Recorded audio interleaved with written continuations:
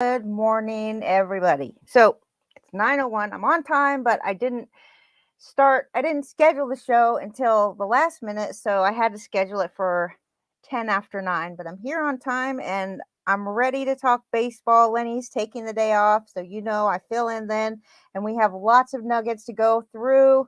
And of course, Lenny will be in the chat room to hang out with you guys and discuss the nuggets as we go. So I want to just say hi to everybody in the chat room. Thank you so much for joining me this morning. And hopefully you don't leave just because Lenny's not going to be on the show. But Dirty Eck, it's so nice to see you. We haven't seen you coming around in a long time. And it's a pleasure to have you back around. If you want to start doing your baseball show, we still have all the stuff for you. So very nice to see you this morning. And thanks for coming back. Daniel, good to see you. I did see Caprelli, our friend James K. I'll just say James K. And Robert's here. Brewer Jim is back. Nice to see you again. And let's just get going. Let's talk about first. Okay, of course, we're going to talk about the playoffs, but I just wanted to bring up Mike Shildt getting canned as the St. Louis Cardinals manager. And it makes no sense because this guy, I think that, the fans liked him. He was there for 3 years, all 3 seasons. The Cardinals made the playoffs. I kind of, after doing a little bit of research, I kind of figured out that, like, obviously there's just a total disconnect between the front office and the manager, Mike Shildt. So I was listening to a St. Louis Cardinals, like, local radio station. They one of their shows, like the day after he got canned, they were talking about the fact that he had just done an interview a couple days before that, and he was asked about, hold on a second, I think. Lenny, is the sound good? I hear him talking down there, so I'm waiting for him to tell me that the sound is good. Can you hear me, Leonard?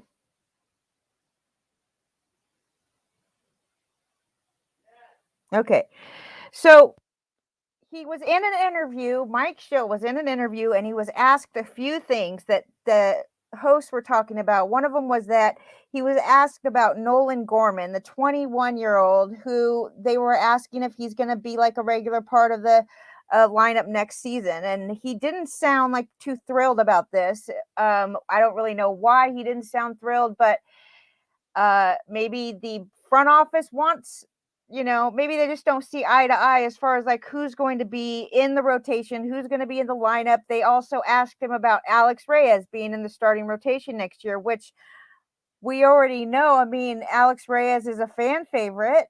They did not give up on him after many years of waiting for him to be the star that they expected him to be. And now the fans are ready for Alex Reyes. And Alex Reyes is also ready to go into the rotation. He's been wanting to. They said, we're going to go ahead and stretch you out for the rotation. And they even started doing that before the season ended. But here's this manager who wins 17 games straight to get his players into the postseason for the 3rd straight year, by the way. And they can him. They say Mozeliak says, we have philosophical differences. Is this like irreconcilable differences in marriage when you go to get a divorce, and that's just basically like, we just can't get along, there's just nothing further needs to be said? I don't know. I just find it interesting because even Mike Shildt was surprised at this. You'd think that they could at least, I don't know, man, talk to the guy, prepare him a little bit. They just come out and can him. So he also made a comment about, he started to make a comment that other really good teams, like super teams, I think he called them, he says other super teams have, and then he stopped himself. So it was almost like he was saying that, this is just, this is a theory, this is not a fact. So, I just want to make it clear that what I'm saying is just an opinion, but it could, Lenny said to me the other night when it happened that he felt like Shildt was upset because he didn't have enough pitchers. He didn't have enough pieces, in his toolbox, so to work with. And that comment that he started and then caught himself and stopped, it kind of just what we know for sure is that there was obviously a disconnect between the front office and his idea of how to run the team. But bottom line, the fans are not pleased about this. They're not pleased. But they'll get over it, just like every other not pleased fan in the world. They'll get over it. They're kind of pissed off about it though, because they liked him. They're talking about now, can La Russa come back? He was with the team for 16 years. I think he's going to be with the White Sox for another season. But can Yachty be the manager coming up here after his career ends? Can Adam Wainwright be a manager of some sort? I don't know. Maybe all three of them can be a manager of some kind. But I could tell you this. In 3 years, this guy Schilt had a better winning percentage than pretty much every previous Cardinals manager around, including Tony La Russa after 16 season, including Whitey was it Herzog? There was several good managers. Matheny was with the team for 6 years. He didn't have a good record like Schilt does. He had an okay record. I mean, the Cardinals are always included. They're never the team that just sells out. They're always popping their heads up like during the second half of the season. They're always right in there, even if they don't have a great team. This year they did not have a great team, and that's what they did. So I don't know. I just feel like Schilt kind of got, well, how about this? Let's say this. He will be on I bet you maybe he'll go to the Padres. Right? Maybe, I mean, there's other teams that need managers. So I highly doubt this guy's going to be without a job for long. Okay? I think he'll have a team, no problem. The Cardinal way, right? Is philosophical differences a good reason to can your manager? I guess so. If you can't get along with them, man, I wouldn't want to go to San Diego Padres and pitch for and be the manager underneath the dude that's doing 2 jobs, AJ Preller. 2 jobs he's doing. He can't even do one job. He's doing 2 jobs. He's kind of like he seems to me to be very controlling type who just wants like a guy that's going to be like a yes man. Sure, I'll do what you say. Everything's good, but that's not really working out for the Padres. And I know my friend Malpal would agree with me. He's the one that taught me about AJ Preller. So, all right. 100 years ago in 1921, baseball teams hit 1 triple every 2 games on average. They hit 1 triple every 2 games. This year, in 2021, teams are averaging 1 triple every 7 games. So they're every 2 games versus every 7 games. So obviously there's a lot more triples. I don't know. Maybe it's the shift, right? Maybe the shift is hindering that. Maybe the shift actually does work. I don't know. It's interesting because Atlanta is one team that did not used to use the shift very often. And I believe it's Atlanta, but that's just coming out of my head. So I don't have that on my notes. I think that's just something that I recall reading recently, is that Atlanta started using the shift this season. Atlanta, how exciting is it for Atlanta? How exciting is it for the Red Sox? I couldn't be happier with the games yesterday. I'm a big Houston. I think I dislike Houston more than any team. I know they're good. I'm not going to take that away from them. They annoy me. So all 4 of these teams that are in the postseason still, right? The Red Sox, the Astros, the Braves, the Dodgers. All of these 4 teams, they were in the top 10 in fly balls, okay? Pitchers inducing fly balls in the top 10, all 4 of these teams. And in the bottom 10 of ground ball rate in the second half. So what does that mean? That's an interesting stat. And I have to say that came from Lenny, and I'm not really sure what that means. I mean, fly balls, I don't think those are good. When pitchers are inducing a bunch of fly balls, that's not good. Okay, that's not good. But that maybe explains, what about all the hitting in these games? What about all the pitching? I'm not kidding. These teams so far in just the league championship series, it's been 3 games. They've used 31 pitchers in 3 games, okay? 31 pitchers between those 3 games, and Atlanta only used 4 of those 31 pitchers. So just yesterday alone, the Dodgers used 8 pitchers.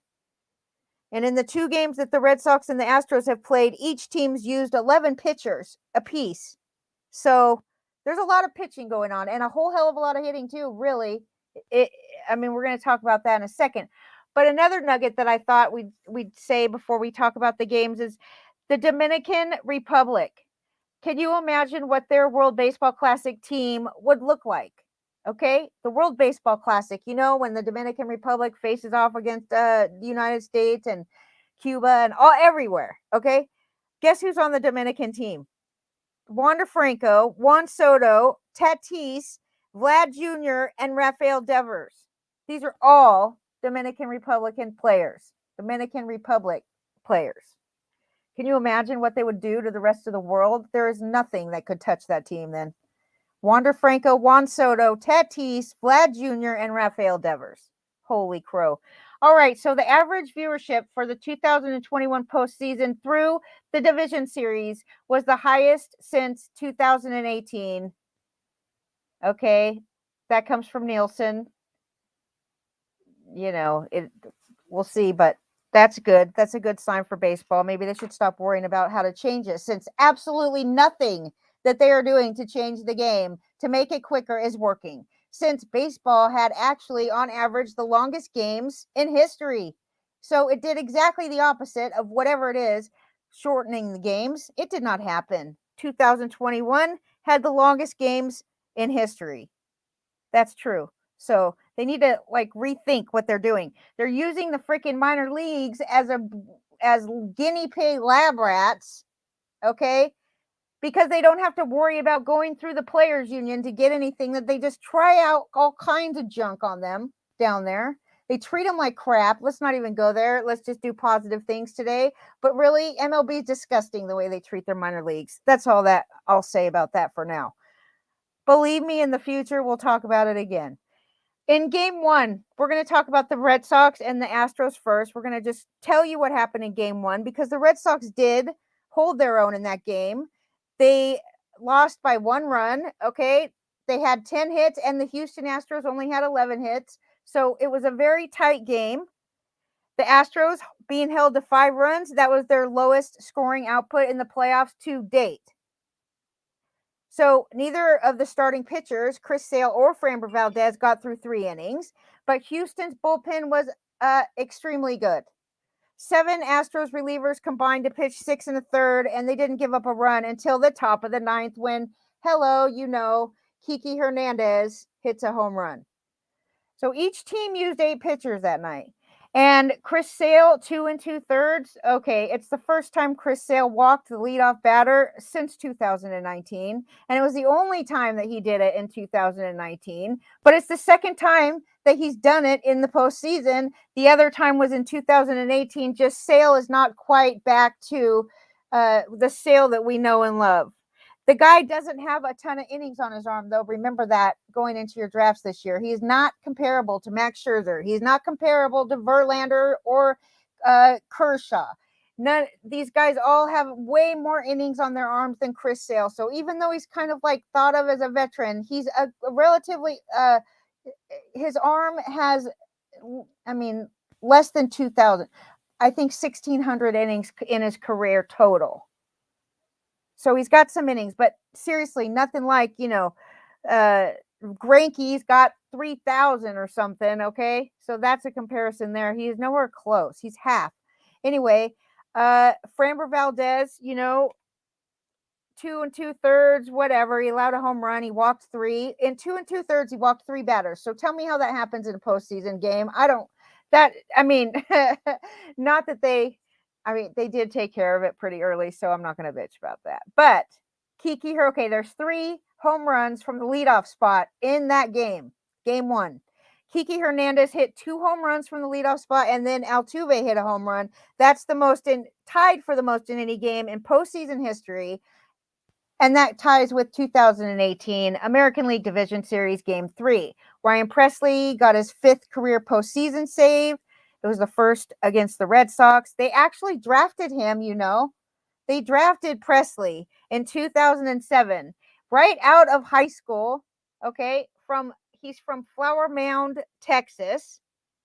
Anyway, Kyle Schwarber grounded into a double play. That was the first time he did that since he joined the Red Sox. But the last 3 times the Red Sox lost game 1 of the American League Championship Series, they went on to win the World Series the last 3 times. So, heading into yesterday, I already knew that tidbit. And I was thinking, it reminds me, they did it in 2004, they did it in 2013, and in 2018. So all 3 of those times they had lost the very first game of the American League Championship Series. Okay? The last time the home team won game 1 of the American League Series and lost that series was the 2004 Yankees. That's thanks to the Red Sox, who crushed them, and they were they were going to win. You guys all remember that iconic, great series. So these series that we're talking about today have their own unique style to them, and definitely very exciting so far. Just the whole season in general was such a good season for me. I really feel like baseball was at its highest this year. There was a lot of teams that were going to be able to compete right up until the end. There was only a couple teams that really just gave up right, early. A lot of teams that you didn't even expect, like Atlanta. What the hell? Did you even expect Atlanta to make these moves at the trade deadline and actually just take this? They were not that good. And like on April 4th of this year, the Red Sox had a 0.5% chance to make it to the American League Championship Series. Their chances were less than 1% on April 4th. So, okay, I know that's early and stuff, but still, they set a franchise record and tied the MLB record for consecutive games with 10 or more hits in a single postseason. That's how good they're doing this postseason. 5 straight games with 10 or more hits. Maybe, consecutive games. They're 16-0 now. Okay, they're 16-0 in the postseason when having a multiple run lead at any point, basically since Alex Cora came. That's crazy. Alex Cora, he has 16 wins in his last 21 postseason games as a manager. And the first thing you think of is his cheating problem. Like, that's the first thing I think of when I say these stats. Like, oh, goodness gracious. Both of these 2 cheating teams together again. Right? Holy moly. I didn't even think of that. Anyway, teams make mistakes. So either way, was it even a mistake to cheat? I think every team was cheating basically because MLB told them that they could. Without saying those words, they basically said it's fine to cheat because they didn't punish anybody for it. And if everybody else is cheating, then why wouldn't you cheat? Right? Why wouldn't you cheat? You'd be stupid not to cheat. The goal is to win. Okay, we play the game to win, right? That's right. So anyway, Alex Cora last night, he passes Joe Girardi. All right. Joe Girardi had 15 wins in his first 21 postseason games as a manager. Now Alex Cora has 16. He's tied with Earl Weaver. That's the most as a manager in the first 21 postseason games. The Red Sox averaged 6.1 runs per game in the postseason under Alex Cora. Not just this year, but under Alex Cora in general. They score over 6 runs in every postseason game.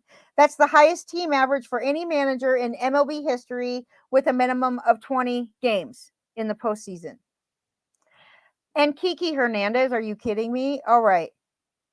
Heading into yesterday, okay, entering game 2.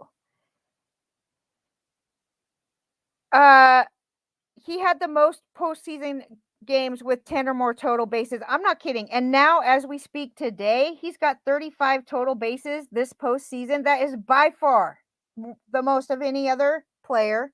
The next on the list has 18 total bases in the postseason, and Kiki Hernandez has 35. That's the most in a 5-game span in postseason history. So it's not just this postseason. But Kiki Hernandez, look back on the other seasons. This is not the first time that he's done stuff in the postseason. Just last time he did it, he was on the Dodgers, doing it for the Dodgers.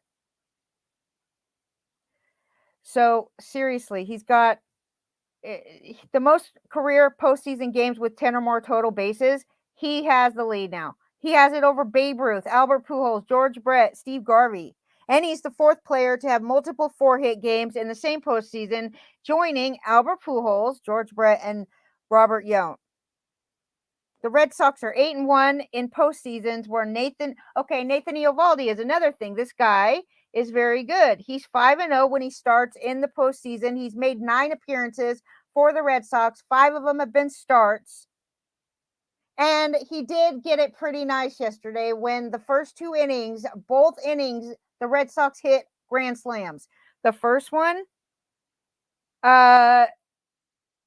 who was it? Kiki? Of course it was Kiki, right? Was it? Kiki, and then, no. First was JD Martinez. Second inning was Devers. So it wasn't until later that Kiki hits another home run, but he did. He hit another home run. But in the first inning, JD Martinez in the first inning, grand slam. Second inning, Rafael Devers, grand slam. Eovaldi, no problem for him. He's throwing 100 miles an hour. It's the fastest strikeout thrown by a Red Sox pitcher in the postseason since he did it before in 2018. So he threw 100 miles an hour yesterday, and in 2018 he threw 101 miles an hour. Eovaldi comes from where? He comes from Alvin, Texas. Who's the other best pitcher that comes from Alvin, Texas? That's the genius of the day. Answer in the chat room. I will check back with you. Alvin, Texas. The best pitcher coming from Alvin, Texas is definitely, there's no question, he's a better pitcher than Eovaldi. I mean, Eovaldi is, look, he's not on the list of the best pitchers, but he does come from Alvin, Texas, where one of the best pitchers of all time, or at least one of the longest, like, I don't know, he's been, you guys know who it is. It's been around forever, strikes out a ton, pitches a ton of innings. You know this guy. He's from Texas, Alvin, Texas. Who is he? He's the other guy from Alvin, Texas, Eovaldi. Anyways, Kiki Hernandez, 16 for 32 now. 9 extra base hits, 1 walk, and 4 strikeouts. He hit his 5th home run of the postseason yesterday, which ties the Red Sox franchise record for the most home runs in a postseason. Big Papi did it in 2004 and 2013. So, Kiki, you got some big shoes to fill over here, but still, he's breaking records all over the place. Just don't be taking Big Papi's record away, okay? Franchise record for the most home runs in a postseason. Big Papi did it twice. So, Kiki's going to do it, though. He's taking it away from Big Papi because all he has to do is hit 1 more home run. They have 3 games now at Fenway, okay? The Red Sox get to go back to Fenway. So Kiki's hitting a homer. I hate to break it to myself, but Big Papi's about to lose out. And Todd Walker, too, is tied. There's 2 of them. Todd Walker did it in 2003. Anyway, JD Martinez comes through. 26th career postseason game. All right. Most RBIs in the first 26 postseason games are Lou Gehrig with 32 and JD Martinez, 28. He's got 4 RBIs, 4 more to go before he ties Lou Gehrig for the most RBIs in the first 26 postseason game. Oh, no, he can't do it anymore because this is only for the first 26 game. Yesterday was his 26th game, so he will not be able to pass Lou Gehrig. That record is over with. Nolan Ryan it is. Hi, Brewer Jim. Okay, nice to see you, dude. So, yes, it is Nolan Ryan, also from Alvin, Texas, with our friend Eovaldi. So, Devers, who hit a grand slam in the 2nd inning, has the most home runs in postseason before the age of 25. Actually, he's tied now, and since we got the first genius of the day, let's go ahead. Here's another genius of the day.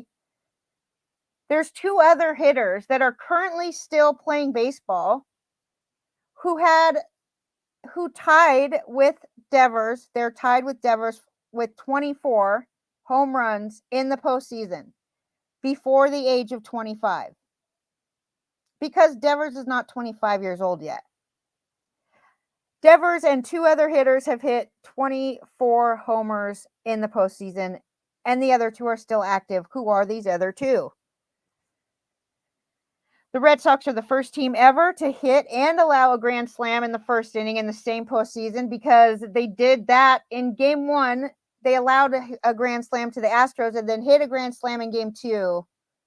And what have they done to that record now in game three? Oh, no, game two is yesterday. So anyway, the Red Sox, now, okay, on top of that, they're the first team to allow a grand slam and hit a grand slam in the first inning. All right, in the same postseason, not the same game, but they're also now the first team in Major League Baseball history to hit two grand slams in one postseason game, which makes the Astros the first team to allow two grand slams in one postseason game. Okay, the last time the Sox even hit two grand slams in any game was back in 2008. So it's been a long time, like 13 years ago. It was J.D. Drew and Mike Lowell. We all remember them, right? The most postseason games playing for the Red Sox. Who do we have? The most postseason games with the Red Sox. We know all of these guys, the top four. In fact, 6 out of 7 of these guys played for the Red Sox in 2004. 6 out of 7. The other one's Xander Bogaerts. So out of the top 7 for the most postseason games played with the Red Sox, out of the top 7, 6 of them played in 2004 on that team. Yes, try to guess those.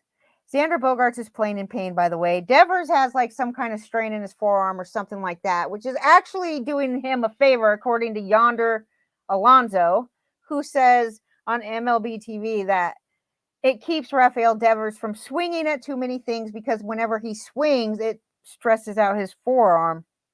So he's been very selective, okay? I don't know if that makes any sense. I mean, Yonder Alonso, he's all right. He's okay. Anyway, he's new, so maybe, he'll get more comfortable as he goes on. Experience is the best remedy for this. So practice makes perfect. Houston Astros, Luis Garcia, one of my favorite pitchers of the whole season. This is actually good for fantasy people, because going into the draft next year, he is probably going to be a lot less expensive than he would have been had he come out and did anything better than giving up. I think he's got 9 earned runs in 3 2/3, okay, this postseason, and 2 starts. 9 earned runs. So it kind of like with our recency bias and stuff, okay, whether we like it or not, we have it. And we will think Luis Garcia is not that great. He has been horrible this postseason. Now he's got a knee problem. He comes out of the game. He's got a right knee strain or left. I can't remember which knee, but he's only got 2. So it's whatever knee. It's one of his knees. All right. The Astros bullpen, they already had to do a bunch of innings the night before. Okay. Now they had to throw 8 more innings yesterday, because Luis Garcia only made it through, I don't know, like 5 or 8 batters. He made it through 8 batters. He walked Kevin Plawecki in 4 pitches, all fastballs. Okay. And obviously none of them went over obviously he was hurting, right? His knee was hurting, so he wasn't on his game. Maybe his knee's been hurting. Who knows? These guys don't like to tell when their stuff is hurting, because they don't like to have to not play in the postseason. Of course, everybody wants to play. So Odorizzi, who did not even make the roster, okay, in the American League Division Series. No, the Division Series. Now we're playing the Championship Series, whatever. The Division Series, he didn't even make the Houston roster. Now he takes over for Garcia last night. He pitches 4 innings, and he allows 7 hits and 4 earned runs. Struck out 5, and he didn't walk anybody, so that's the highlight, okay? Astros starting pitchers, though, first of all, they do not have Lance McCullers. That's the first problem. Then They don't have now. They don't have any. Their pitching is slim to none. Okay, right now. Anyways, their starting pitchers, they have a 7.17 ERA in 6 playoff games in 21 and a third innings, where Lance McCullers wasn't pitching. So seriously, Lance McCullers was the best thing they had going for them. Now, they have been scoring a lot of runs. They've scored at least 5 runs in all 6 of their playoff games, okay? The most runs scored through the first 5 games in a single postseason, though, the Red Sox have them beat. In 1999, they scored 47 runs in the first 5 games of the postseason. Okay, but the Red Sox are only on this list one time. The Astros take 2 spots, but they're way behind. They only scored 36 runs and 36 runs, once this year and once in 2004. So they score a lot of runs, right? But look who they were up against. They were playing the White Sox, who obviously were not prepared to be in that spot at this point. Carlos Correa, he's got some postseason records going on. Okay, so far this postseason now, he's 9 for 21, 3 extra base hits, 4 walks, 3 strikeouts. Altuve and Correa have played 65 career postseason games together. This is like a battery of some sort anyway.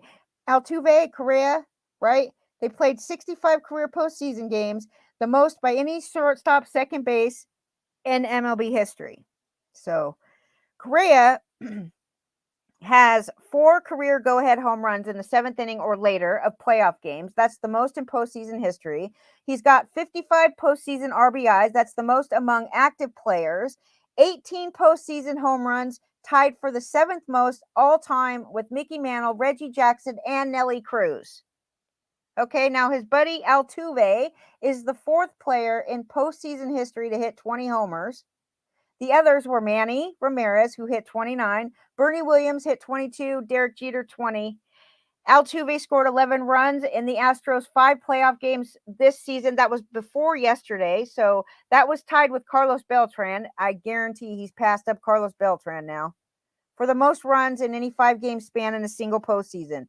Beltran's 21 runs that year, that's the most all-time in a single postseason, so all right, Altuve's the fastest player to reach 20 postseason home runs.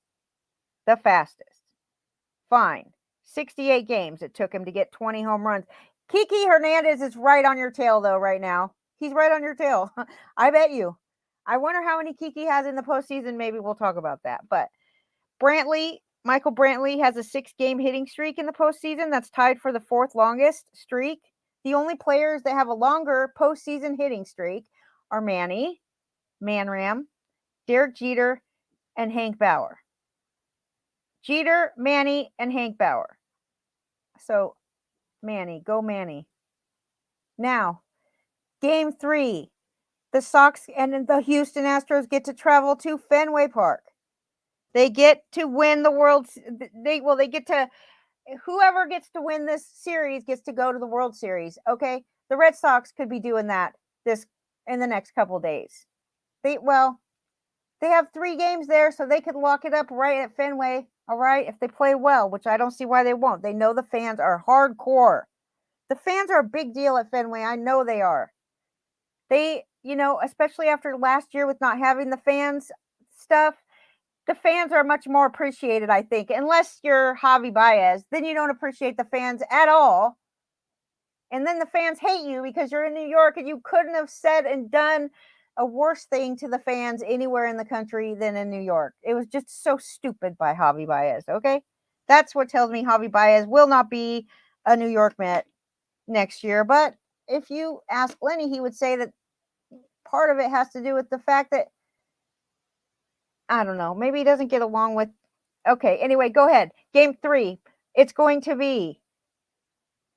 Here's the thing. Alex Cora even though they used 11 pitchers, they still got through the game, both of the games so far in this series, the league series with the Astros. They did not use Nick Pivetta or Eduardo Rodriguez, even though they did use 11 pitchers total.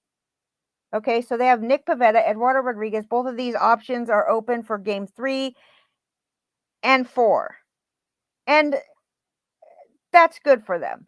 On the other side, with the Houston Astros, who are now running very low on starting pitching, I must say, Jose Urquidy is going to get the start in game 3.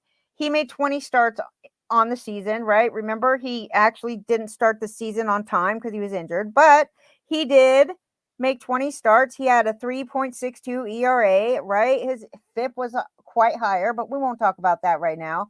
107 innings pitched, a 21.3% strikeout rate, a 4.5% walk rate, and 31.7 fly ball rate. He did beat the Red Sox back on May 31st when he threw 6 innings and 1 earned run on 3 hits and struck out 9. So that's pretty good. I don't know if that was at Fenway or not, but that's where they're going. So you just watch out for that.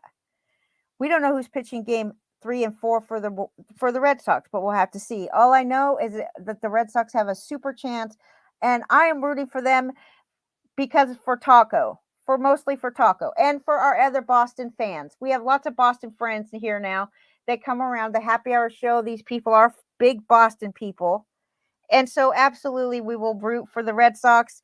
Even though I'm not as much of a Red Sox fan as I used to, I'm definitely rooting for Taco. I'm rooting for Taco. Hear that, Taco, if you're there? And Sunny D. All right. The Dodgers and the Atlanta Braves. I'm so happy about this one, too.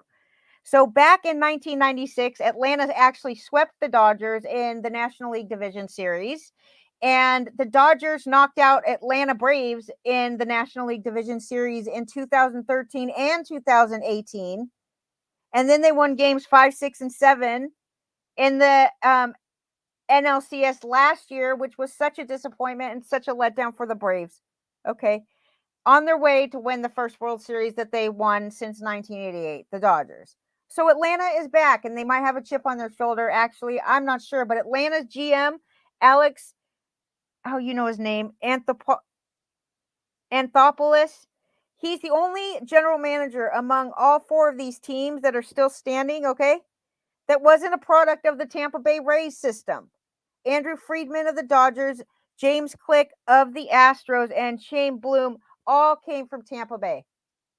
Interesting, right? That's a great nugget. That's a good nugget. So yesterday, game 1, the Braves come around and Austin Riley comes around. Austin Riley might be the most improved player of the entire 2021 fantasy baseball season. Most improved. I don't know, best value of a player. Look, this guy, I didn't even realize how good his stats were until I started looking at, I was doing some analysis. I was just looking at all the stats for the hitters. I was looking at, the different things and the differences between this year and the years prior. So like I compare, the number of qualified hitters, the number of qualified pitchers, the number of this, the number of that with the years before. And you have to take 2020 out completely because it just doesn't really fit unless you're talking about ERA or WHIP or batting average or something like that, because then you can actually compare that way. But it still isn't giving you it's just not giving you a great full season of stats. So taking out 2020, comparing these together, you find that, what was I even saying about that? Anyway, going back to this game yesterday, the Braves come back. Oh, Austin Riley. I noticed his stats and I was like, holy crow, this guy was amazing. He was actually really good, I have to say. And he won the game yesterday. So he's the youngest player with a postseason walk-off hit since, guess who? Cody Bellinger.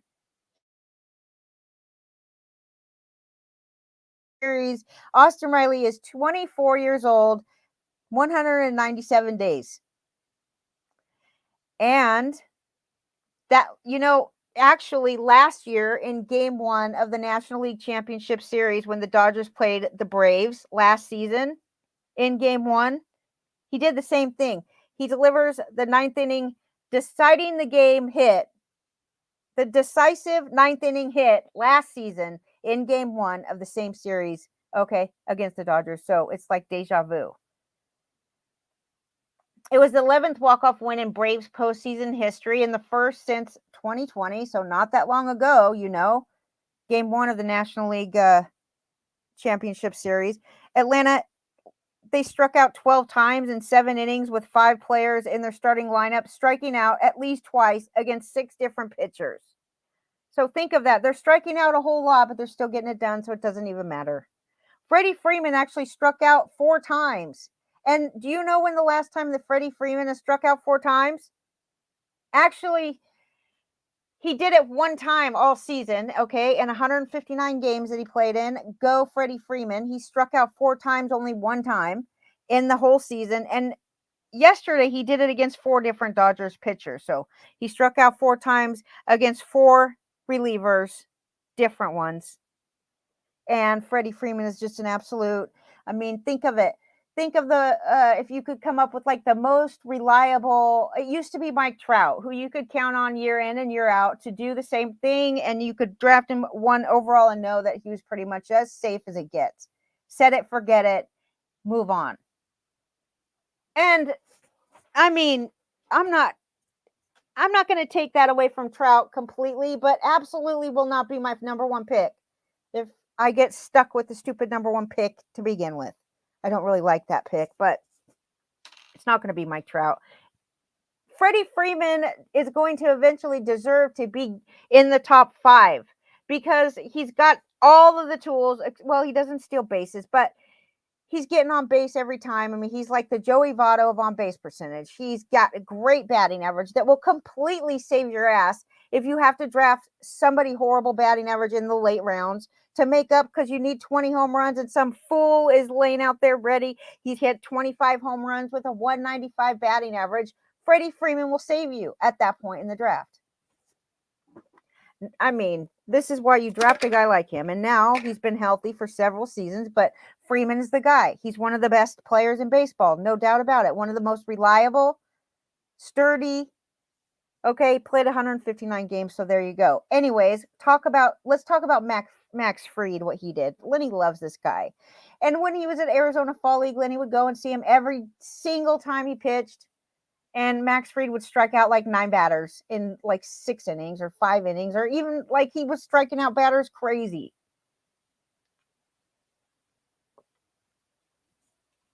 So 6 of the 8 hits, he gave up 8. Okay, he allowed 8 hits yesterday, right? But 6 of those 8 hits off of Max Fried were with 2 strikes.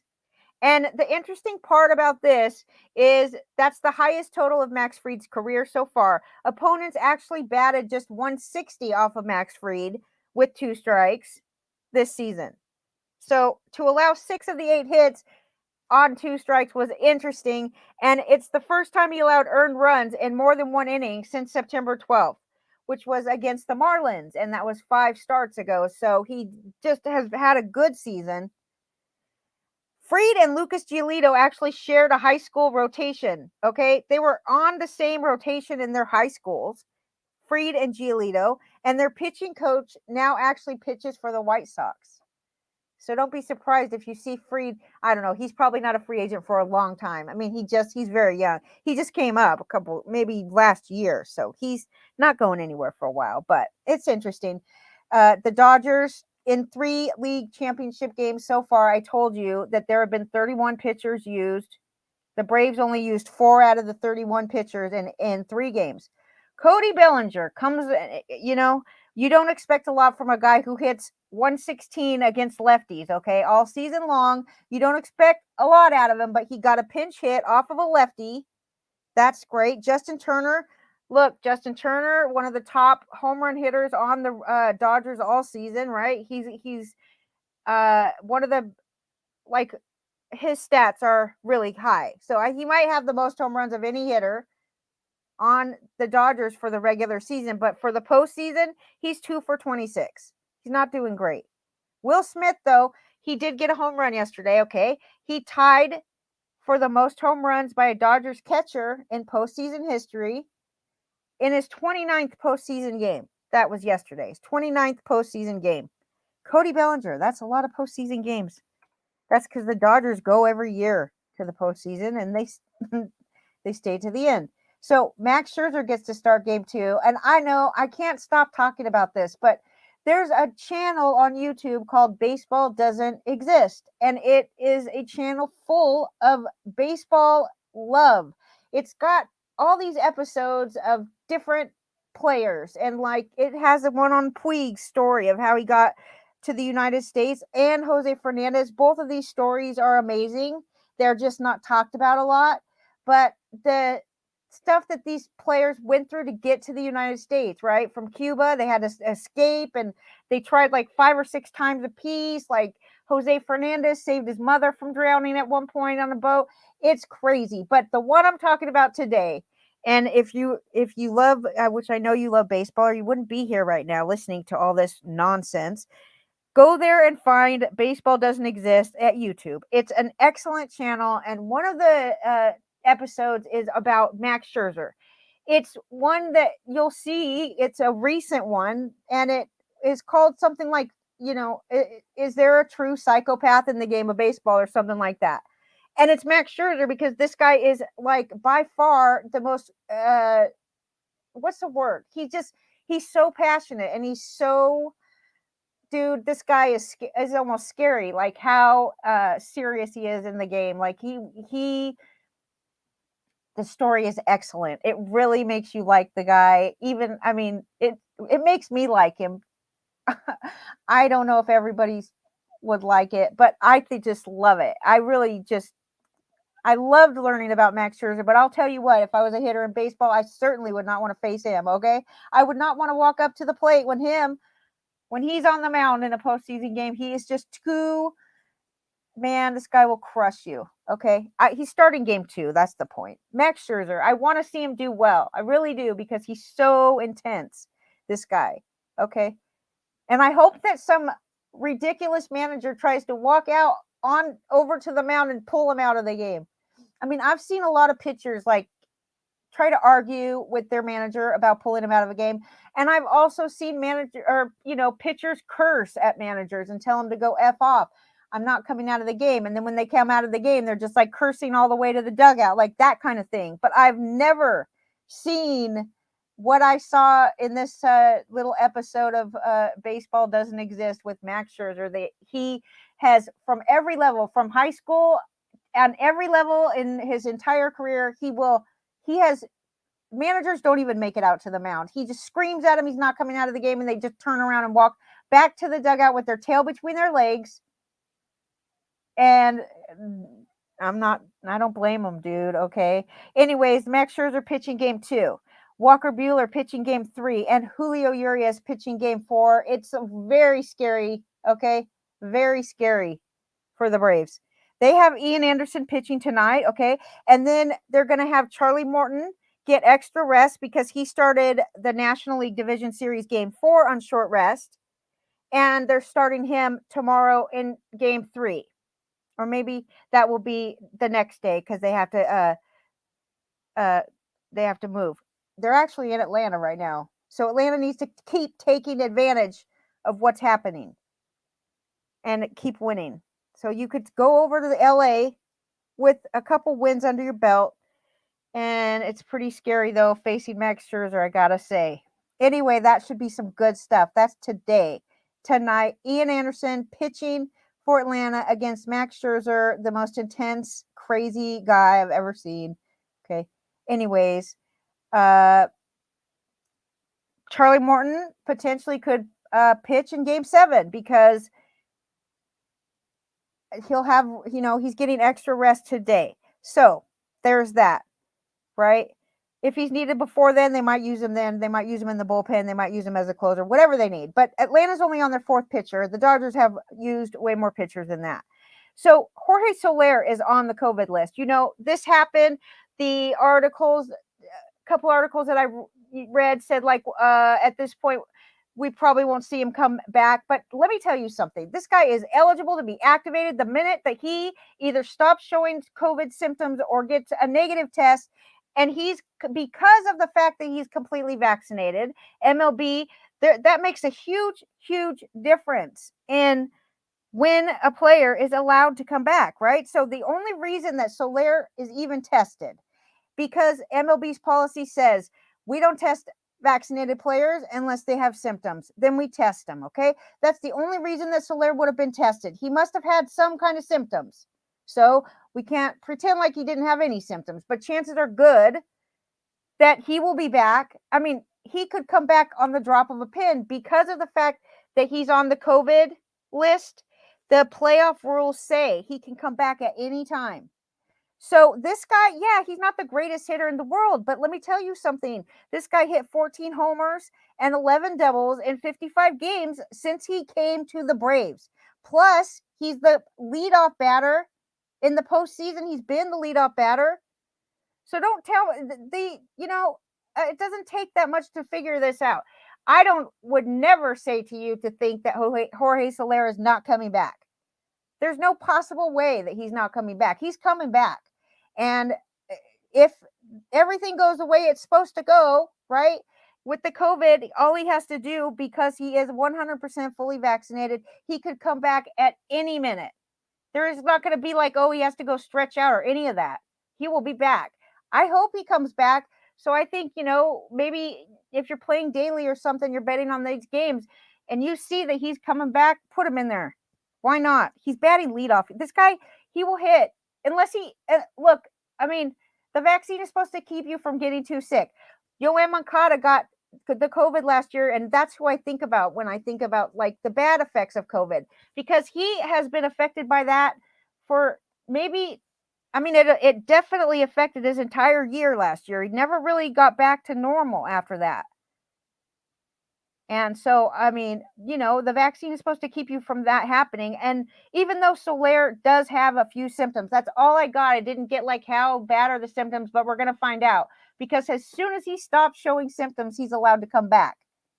That's the rules that MLB has in place for vaccinated players. So, I would say find a way to put some, go against the grain. What is that called in daily fantasy when you go against the grain? I don't know. What else? That's all the notes I have. That's all the nuggets. I did all this in less than 53 minutes, but that's a lot of stuff. If you guys are still here, I could totally, talk a little bit about this stuff that I found out as I was scouring the stats from 2021.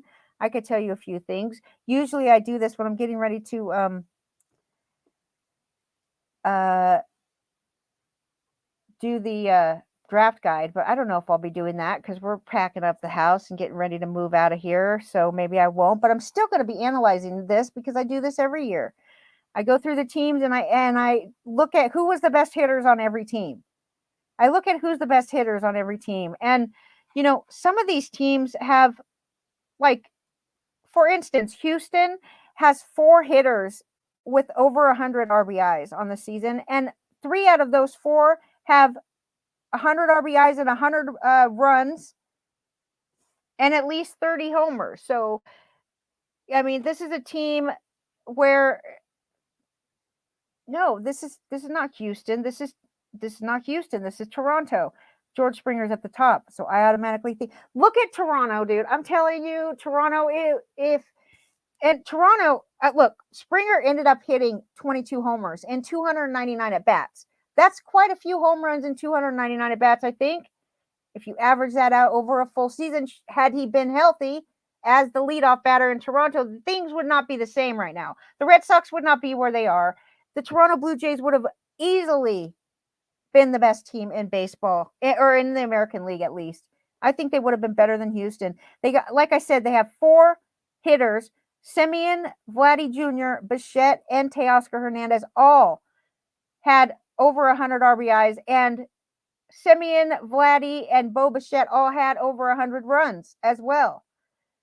Semien, I mean, this guy, but Vlad Jr. crushed them all as far as the batting average, as far as the on-base percentage, slugging, OPS.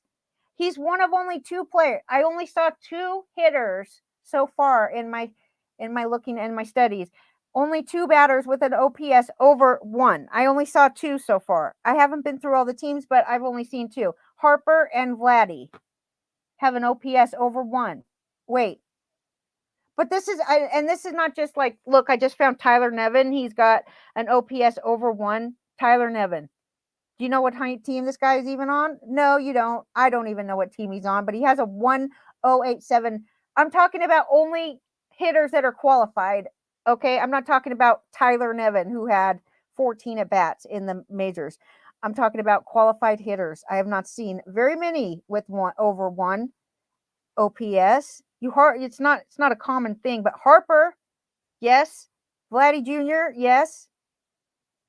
So, I mean, and there's some teams, man, that didn't even have one hitter that got 20 homers or even close. Tyler O'Neill, he had a great season, you know. In Tyler O'Neill's season, it might be also one of the most improved players from 2020 to 2021, right?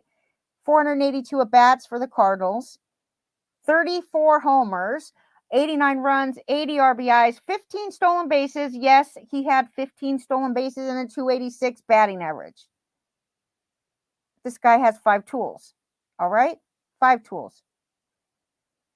Goldie had a good season, right? He still had a good season, but don't expect Paul Goldschmidt to be stealing any more bases next year, okay? Interesting. I have 2 for Tyler O'Neill, 34 runs. Wow, this is so interesting. I have Tommy Edman and Colton Wong, both of these guys at the top. How many stolen bases did Tommy Edman get? Well, I have 2 different. Anyways, I have 2 different I have 2 different sets of stats for these guys. Let me look at my numbers here for hitters. Hold on a second. I got to open up another document. Hitters. 2021 hitting.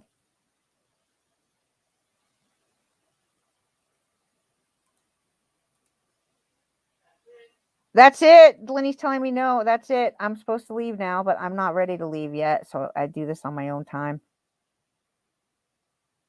But anyways, I guess I have to go. But I don't have to do anything that I don't want to do. But I shouldn't be searching around for my information. I'll put this stuff together and I will talk about this more in the coming days because Lenny will want a couple days off. We have an agreement that I will do a couple podcasts a week for him. So Monday through Friday, you will find Lenny 9 a.m. And if sometimes I fill in maybe once or twice a week, I will talk to you about the 2021 season when I pull all this stuff together and I compare it to ADP, like biggest bust, biggest this, and all of that. And it will be fun times. All right. Thanks for joining me, everybody. Enjoy today's game. Do yourself a favor if you're going to watch the game today. Go to Baseball Doesn't Exist YouTube channel. Watch the sociopath episode, and you will just have a big fondness for Max Scherzer, I hope. And that's about it. Go Braves today. Go Scherzer. I don't know who to vote for. I don't know who to root for.